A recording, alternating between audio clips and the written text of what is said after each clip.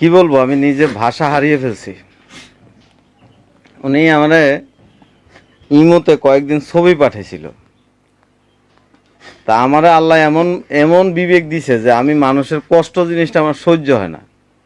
যেই জায়গায় হোক না কেন, বাংলাদেশের যে কোনো প্রান্তে হোক, আমি মানুষের যখন কষ্টগুলি যখন চোখের সামনে আসে তখন আমার কাছে খুব খারাপ লাগে। একটা জিনিস হচ্ছে যে মানুষের প্রতি এই যে ভালোবাসা, মানুষের প্রতি মহব্বত, এগুলি আল্লাহ তাআলাই সৃষ্টি করছেন, আল্লাহ তাআলা মানুষের ভিতরে দিয়ে দিছেন, কিন্তু আমরা মানুষকে ভালোবাসতে জানি না। এই দিনাজপুর এলাকায় বহু প্রভাবশালী ব্যক্তি আছে, হাজার হাজার লক্ষ লক্ষ কোটি কোটি টাকার মালিক।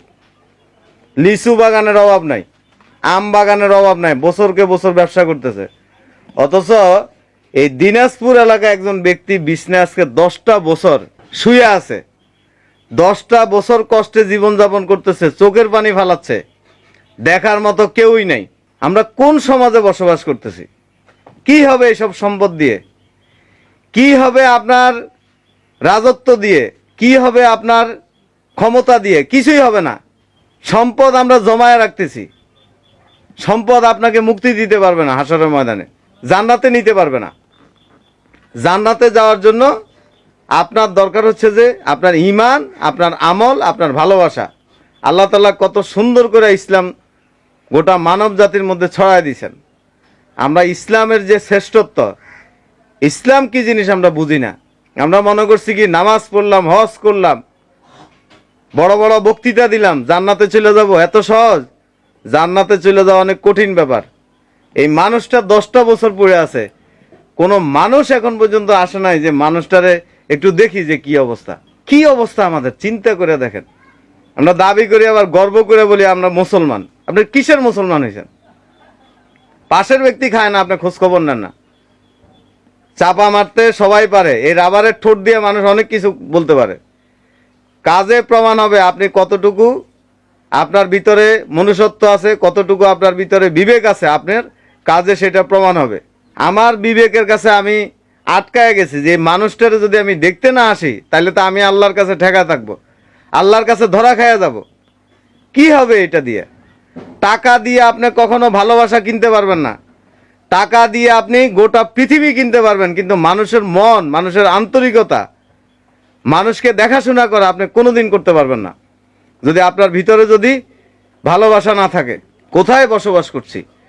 এই যে ভাইটাকে দেখছেন, যারা আমার ভিডিও দেখেন, প্রবাসে আছেন, বাংলাদেশে অনেক মানুষ আছেন আমার ভিডিও দেখেন, আপনারা যথেষ্ট আন্তরিক। আপনাদের কাছে কোনো দাবি যখন জানায় আপনারা সাথে সাথে হাত বাড়ায় দেন। আপনাদের কাছে আমার অনুরোধ থাকবে, এই ভাইটা অন্তত চোখের পানি মুইসা যেন ডাল ভাত খায়া দুনিয়ার থেকে যেন বিদায় হইতে পারে। ভাই ধরা খায়া যাবেন, ধরা খায়া যাবেন। আপনি মনে করছেন যে আমি তো এই দুনিয়ার অনেক কিছু, অনেক শক্তিশালী একজন ব্যক্তি, আমারে কেডা কি করবে? আপনি ধরা খায়া যাবেন হাসরের ময়দানে, আপনি পালাইতে পারবেন না। আপনার সম্পদ আপনাকে মুক্তি দিতে পারবে না, আপনার সম্পদ আপনাকে নাজাত দিতে পারবে না।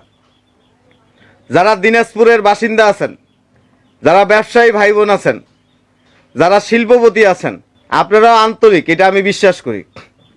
চাইলে এই মানুষটাকে দেখাশোনা করা যায়। একটা কথা সবসময় ছোটবেলায় আমরা প্রবাদ পড়তাম, 10-এর লাঠি 1-এর বোঝা।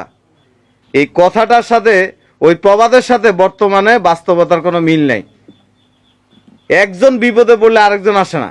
আপনি যে এই যে আল্লাহ যে আপনার সম্পদ দিছে, আপনি যে মুখ দিয়ে যে গিলছেন, আপনি যে খাচ্ছেন, এই সম্পদের ভিতরে আরেকজনেরও তো রিজিক আল্লাহ তাআলা দিয়ে দিছে। আপনি শুধু নিজে খাওয়ার জন্য আপনাকে সম্পদ দেয় নাই, মানুষকে খাওয়ানোর জন্য আল্লাহ আপনাকে সম্পদ দিছে, কিন্তু আমরা খাওয়াইতে চাই না। বড় বড় দাড়ি রাখলেন, জুব্বা পরলেন, মাথায় টুপি পরলেন। এই এলাকায় কি আলেম নাই?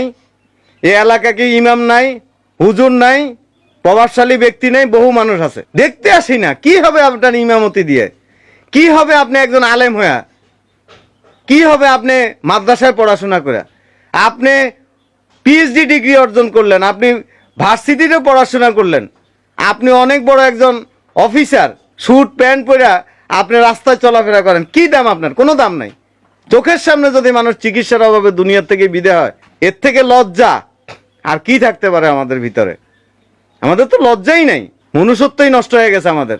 মানুষকে ভালোবাসতে শিখুন, আল্লাহ রাসূলের সাহাবীরা কতটা আন্তরিক ছিলেন আমরা তো সেগুলি ফলোই করি না। পুরা পৃথিবীর দিকে লক্ষ্য করেন, বাংলাদেশের চতুর্দিকে লক্ষ্য করেন, হাজার হাজার কোটি টাকার সম্পদ আল্লাহ তাআলা মানুষের দান করে দিছে।